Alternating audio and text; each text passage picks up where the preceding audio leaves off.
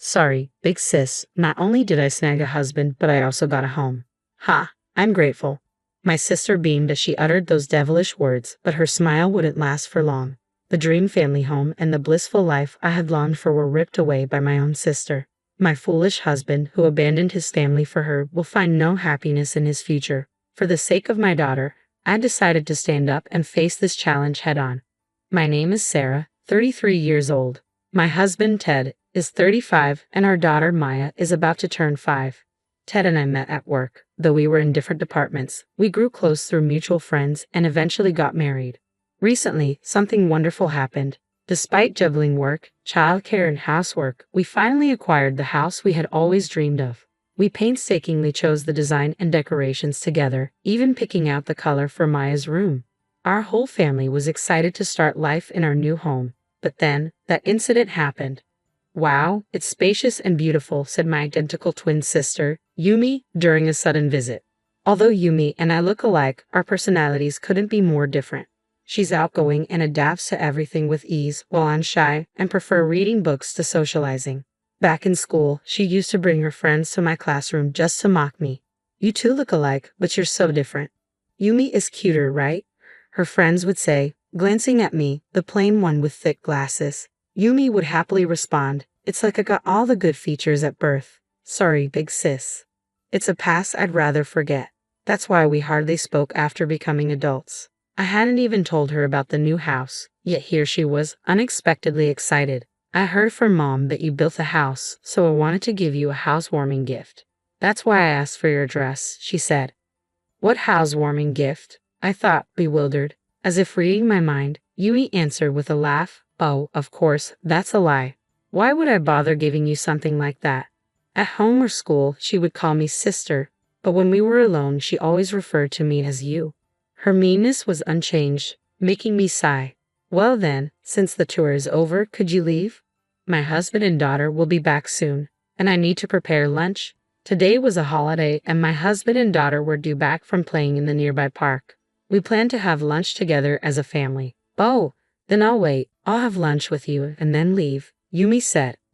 Lunch together? Impossible. Absolutely impossible, I thought. I only prepared enough for the three of us.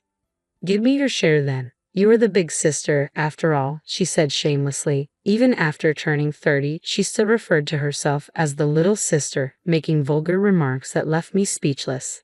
After all, I was only born a few minutes earlier than her. I'm home, Maya's voice echoed as she opened the living room door. My daughter, accompanied by my husband, walked in and was surprised to see her aunt. She looks just like Mom, Maya said, not knowing her aunt was my twin. My sister greeted them with a friendly smile and a warm hello. I'm Yumi, the twin sister. Nice to meet you, Ted. Sorry to intrude, Yumi added. Ted, having heard about my sister, was surprised to see her there but seemed pleased. Yumi, with her long eyelashes, distinct colored eyes, and perfect makeup, looked younger than her actual age. Her hair was curled, and she dressed to accentuate her figure. Meanwhile, I had spent the weekend in pajamas, my hair casually tied up and messy, with a tired face, no makeup, and thick glasses. It was clear that my sister appeared more beautiful and charming. Unable to assert myself in front of Maya, we ended up having lunch together. My sister ignored Maya, kept talking to Ted, and laughed loudly. Ted, you're so funny and stylish. Handsome too. You must be popular. So, why with my sister? She said, looking back and forth between Ted and me. My husband is sociable, fashionable, and popular at work with a bright personality. He was naive in relationships as I was his first, so he was easily deceived by my sister. No, not at all. I'm not popular. Well, you're the cute and popular one, Ted stammered. What a high school-like exchange. It was unpleasant. My much-anticipated holiday turned into a series of tolerances. Oh me, I'm not popular at all. I always attract weird guys, Yumi said. I recently broke up with my boyfriend, who I had been living with. He was short-tempered, and we fought a lot. I'm thinking of moving out since it's too big for just me and the rent is high. She glanced at me with a sly grin. Hey, you have a spare room here, right? Can I stay for a bit, just until I find a new place? No way? I was astounded by her audacity. What are you saying? Of course, that's out of the question. Don't just come here and make unreasonable demands. I couldn't hold back any longer. We can't just let this spiral out of control. I interjected, my voice tinged with desperation. We should help in difficult times, but this isn't right. She showed up out of nowhere, met my family for the first time, and now expects to stay over? Absolutely not. Once dinner is over, she needs to go home immediately. My anger simmered as I pushed away from the table and left the room. Yumi, unfazed, smiled and said, "Well, we can get to know each other better from now on. After a few visits, we'll become friends. I'll come by again." I could barely believe my ears. The thought of her returning felt like a cruel joke. Once she finally left, I turned to Ted, my frustration boiling over. "Why did you say she could stay? I've told you before, she doesn't understand boundaries. If we're kind to her, she'll take advantage and never leave. She won't help with anything and will expect to stay here for free." Ted shrugged. "She didn't seem that bad. She's bright and energetic, maybe even nice." His words felt like a betrayal, and his enchanted demeanor only fueled my anger. Nice? How can someone who asks to stay in our home the first time they meet be a nice person? If she shows up when I'm not here, do not let her in, I demanded, my voice firm. Ted nodded, but his expression was dismissive.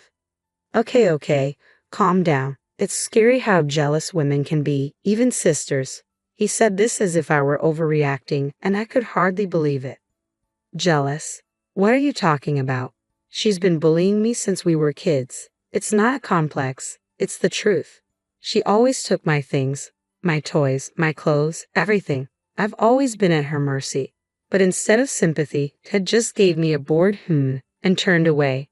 Disappointment washed over me. I never expected him to defend her over me. He lay down on the bed, indifferent, and I sighed, feeling the weight of his indifference. As the days passed, I buried myself in work, catching up on everything I'd missed during the move. My parents and Ted helped with Maya's daycare, which was a relief, but I still felt guilty for not being there as much as I wanted. I tried to make up for it on my days off, but Ted always seemed to have errands to run, leaving little time for the three of us to be together. One night, I came home exhausted from overtime and was greeted by an unwelcome voice. "Welcome back, big sister," Yumi said, her voice dripping with mockery. She was sitting in my living room, boldly drinking despite the promise not to let her in. It was 9:00 p.m., and my daughter was already asleep. The sight of Yumi, red-faced and clearly drunk, sent a wave of irritation through me. The table was a mess of beer, wine, and snacks. "Why are you here?" I demanded. "I told you I'd come back, didn't I? Besides, is it really okay to leave your husband and child alone until this late?" Yumi replied, feigning concern. Ted chimed in. "Her ex-boyfriend has been showing up at her place. Yumi's scared to go home." "Then why not go back to our parents' house?" I asked, my patience wearing thin. "No way. They'll just lecture me about getting a job and straightening out my life. I like it here, and Ted is here," Yumi said, gazing at my husband with a look that made my skin crawl. Ted, tipsy and oblivious, seemed pleased by her attention. "Fine. If you're going to sleep in the living room, at least clean up afterward. I'm going to take a bath and go to bed," I said, too exhausted to fight anymore. As I checked on Maya, who was sleeping peacefully, the sounds of laughter from the living room only deepened my irritation. I couldn't believe how foolish and distasteful it was to see my sister cozying up to my husband and him enjoying the attention in front of his own wife. I ran into one of Ted's colleagues in the bathroom. "Is Ted okay?" they asked. He mentioned he was taking a sick day this morning. Confused, I returned to the house. The living room was a mess, crumpled blankets and empty cups scattered around. And Yumi was sprawled on the sofa, sound asleep. Ted hadn't emerged from his room, which I assumed meant he was hungover from drinking too much. I took Maya to daycare and headed to work, feeling uneasy. At work, I made an excuse for my sudden day off. "Thanks for your concern. Sorry for taking the day off so abruptly," I said. The colleague responded, "It's okay, but it's odd. Ted's been taking a lot of days off lately and making more mistakes." That unsettling feeling from the previous night lingered. I decided to leave work early to check on things at home. As I approached, I steeled myself for what I might find. Quietly opening the front door, I walked into the living room and, just as I feared, found Ted and Yumi sitting closely on the sofa. Ted had his arms wrapped around her while they watched TV. Fury bubbled inside me. I flung open the door. "Sarah," Ted exclaimed, rising in surprise. Yumi, on the other hand, sat there with a smirk, clearly pleased with the scene. Why are you here? She asked, feigning innocence. I heard you were sick, so I came back, worried. I'd also heard you've been taking a lot of days off lately. Are you having an affair with my sister while I've been working hard and covering for you? All those weekends you said you had plans. Was it to meet her? Ted, looking panicked, raised his voice in defense. Do you have any proof of us meeting? I hate your logical and critical attitude. Proof, I shot back. I saw you hugging each other just now. That's what I can't stand about you, always looking down on me. From now on, you and Yumi can live here together, and I want you to leave. Ted's face twisted in frustration. You're always busy, never paying attention to me. You don't even bother with makeup anymore, and you don't see me as a man. Yumi recognizes me as a man. She listens to me and compliments me. Yumi, leaning on Ted's arm, added with a smirk, it's because you don't appreciate your husband. He built such a beautiful house for you and treats you kindly, yet you're always preoccupied with work or the kids. Their words stung. It seemed that ever since Yumi arrived, Ted had been taking more time off and becoming more involved with her, neglecting his family in the process. I was sickened by their disregard for our home and children. But I'm glad you came back early, Yumi said, her tone dripping with false sweetness. I had planned to have a serious talk tonight. My lease was nearly up and I intended to move my things over tomorrow. But my self-centered sister had other plans. Sorry, sis, she said with a carefree smile. Looks like I'll be taking your husband in your house. Her lack of remorse was infuriating. Ted continued with his excuses. I wanted Maya to live with us too. But Yumi is scared of suddenly becoming a mother, so you'll have to look after her for a while. His priorities were clear. He valued his own happiness over mine and our daughters. I understand, I replied, my voice cold as I headed upstairs, craving solitude. My sister's laughter echoed behind me, further fueling my anger. But hearing my daughter's name sharpened my focus. I needed to fight for her. Taking a deep breath, I composed myself and reached out to someone on my phone. It was time to show that I was no longer the person I used to be. 30 minutes later, the intercom buzzed. Mom, Dad, why are you here? I was taken aback to see my stern-faced parents at the front door. Ted and Yumi looked shocked as they stood in front of them. My sister, furious, confronted me. Did you tell Mom and Dad? How childish to run to them as an adult. Be quiet, I snapped back, trying to maintain my composure. What are you two doing? My father asked, his usually calm demeanor replaced with a formidable anger. We're discussing a divorce, my sister retorted. This has nothing to do with you. Nothing to do with us? My father said, his voice rising. Our granddaughter's husband is having an affair with her own sister. We're absolutely involved. What are you going to do about this, Ted? My father demanded. Ted fumbled for words. Oh, well? Ted, I'm disappointed in you, my father said sharply. I thought you were a reliable man who would protect Sarah, but here you are, engaged in such foolishness. Ted's surprise was evident, only reacting after my sister nudged him with her elbow. I'm sorry, but this is a matter between husband and wife, Ted said, sweating. It's not so much about who's at fault, but that our relationship just wasn't working out. Are you saying it's my fault? I asked incredulously. We never had these issues before Yumi came along. If that were the case, we wouldn't have built this house. That's your opinion, Ted retorted. You got promoted, pretended to be busy, neglected housework and childcare, and didn't even bother with makeup. You didn't respect me as your husband. Aren't you ashamed? So you didn't like that I got promoted? I shot back. My promotion and maternity leave hurt your pride, so you pretended to be calm and helped with housework and childcare to hide your bruised ego. You're petty. Respecting a husband doesn't mean you have to hold back your own success. You've seen what Sarah is like, Ted said. She's hardworking and doesn't wear makeup. My mother tried to intervene. I hardly wore makeup even before marriage. Where is the Ted who used to love and adore me? No, Ted said firmly. Parents have no right to interfere in a couple's affairs. Please go home and take Sarah with you. My sister coldly handed me the divorce papers. Ted has already prepared the divorce papers. Just respond to them as soon as possible. I'll send the rest of your stuff later. How could you, Yumi? My mother asked, trying to stop her. Please, let us be.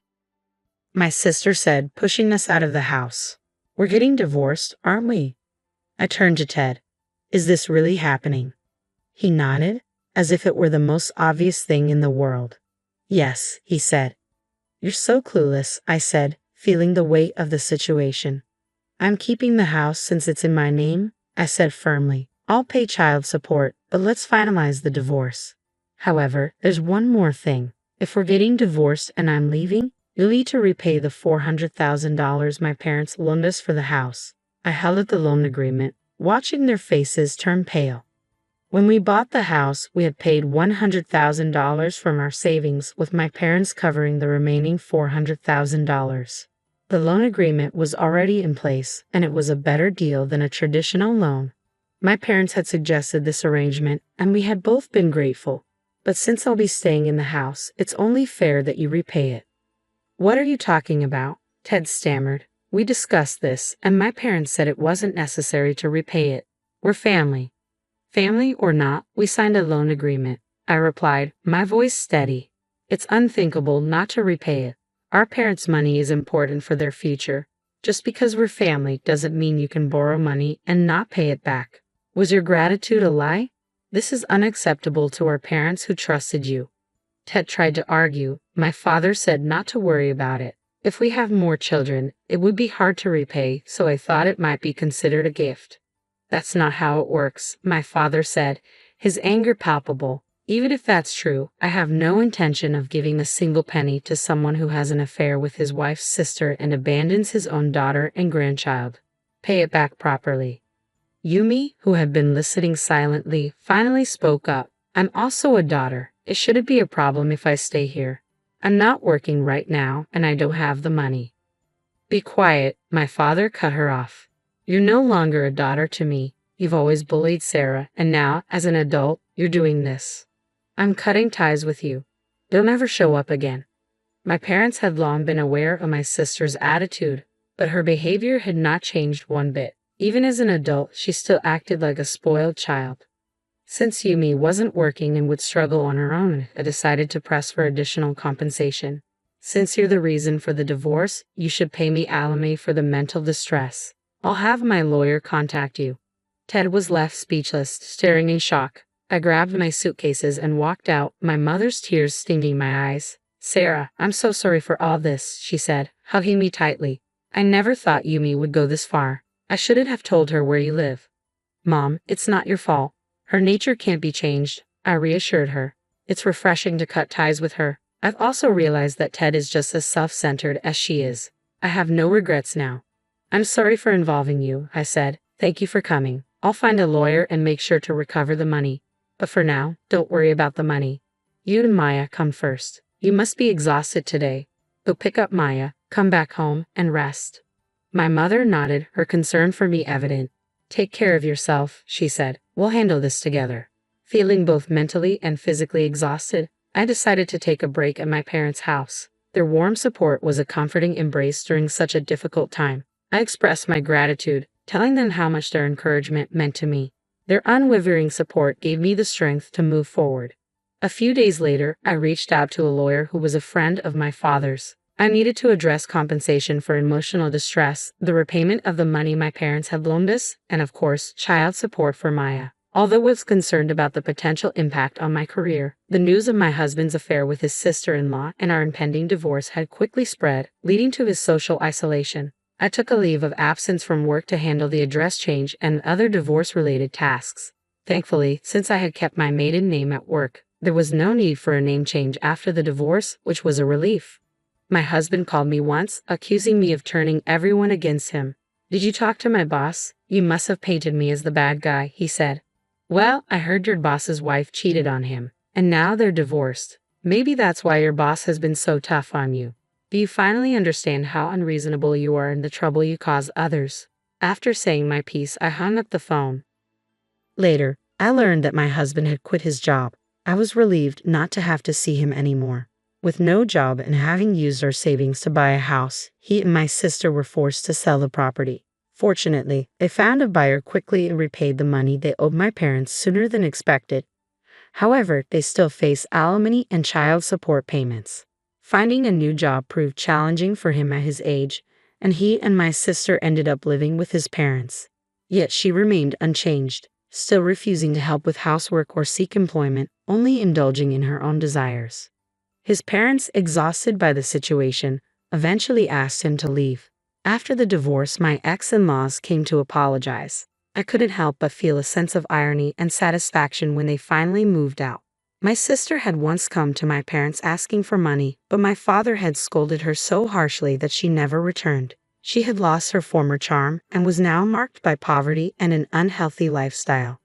My husband, who sought a divorce, found himself stuck with my sister, who clung to him out of spite rather than love. Their loveless and impoverished life was easy to imagine. I had planned to find a new home for my daughter and me, but my parents advised me to take my time. We lived with them for a while, and my daughter's smile gradually returned, surrounded by their love. Thanks to their support, I excelled at work and was appointed leader of a new department. "Mom, you're amazing. You work so hard. I want to be a great woman like you," my daughter said, which was the greatest reward for my efforts. With my daughter's love and my parents' support, I regained my confidence and vowed to keep striving to be a mother she could respect.